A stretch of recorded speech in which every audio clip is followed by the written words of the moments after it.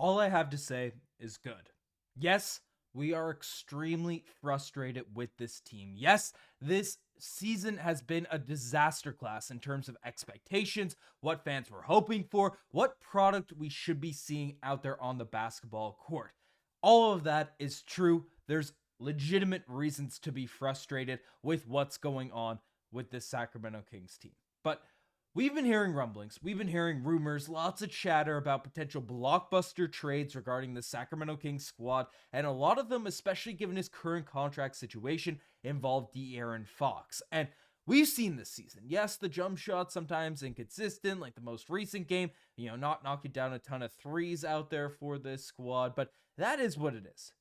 De'Aaron Fox has been a phenomenal player for this team all season long. He has been a beast. He's been a monster. He has been elite, for this Kings roster. He has been that point of the arrow. He has been a monster at the point guard position. That's the reality of what's going on. And with all the rumors, with all the chatter, with all the discussions, there's been some hypotheticals, about his future in Sacramento, what's going to happen and things like that. And some fans even calling for Monte McNair to jump the gun before a trade request happens to say deal away De'Aaron Fox. Well, we have a new report, we have new discussions, new insights revealed in regards to the truth about the Sacramento Kings plans on this trade front, on this trade situation, and regardless of how much some fans might want this team to pursue a tank, get a rebuild going, and go in that direction, especially against a loss, the Grizzlies, it's, I'm not coming out here and bashing anyone that thinks something out there along those lines. I'm not going to call you stupid, and you might end up being right.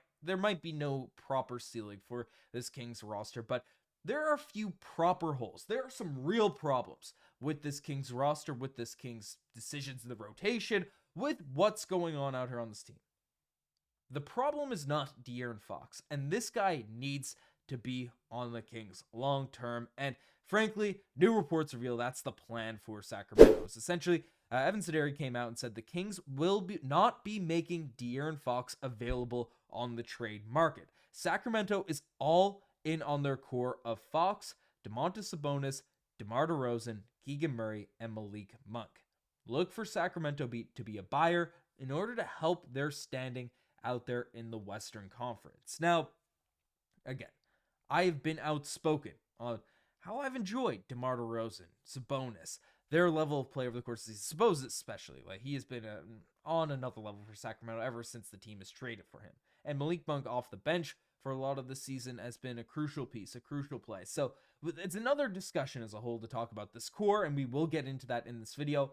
But I do want to be clear. I want to be upfront. I want to start off this video saying I am very, very happy the Kings aren't looking to do anything rash and deal away De'Aaron Fox in one of these trades, in one of these packages. He has been that guy for Sacramento, and the problem on this team is not him. We can take a look at the stats. We can take a look at the numbers, and he'll prove you wrong. 27 points, 5 rebounds, 6 assists, shooting 36% from the three-point line. Yes, it's inconsistent at times. Yes, the corner threes as a spot-up shooter haven't been phenomenal. That is what it is. That's the reality of Fox's game. But a guy that can get you 27, 5, and 6, bring the energy on defense, can lock in, can completely single-handedly change a game for your squad while being the leader, while being the main guy in your squad, and is still only 26 years old, that is a guy you want in your organization for a very, very long time, and it's a good thing, right? The Sacramento Kings chose him over Tyrese Haliburton, and it's looking like the right decision as though the one being made for Sacramento here now at this point, right? This is this is a phenomenal basketball player that just continues to get better every single season. So very encouraged by the fact that this team isn't looking to do anything rash and do anything crazy because, we do have to deal with the reality of his contract situation.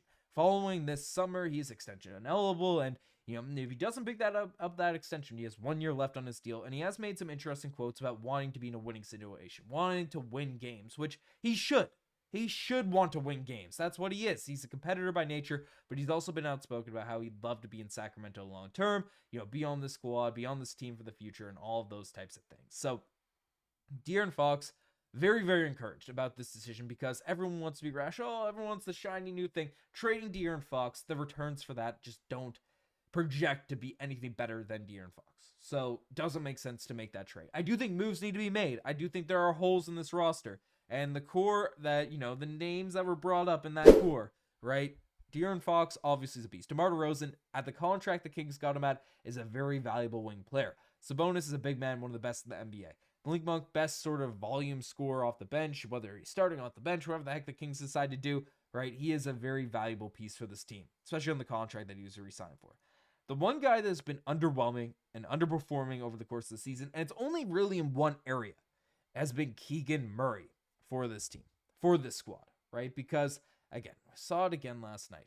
Keegan Murray plays great defense. He's improved in so many different aspects.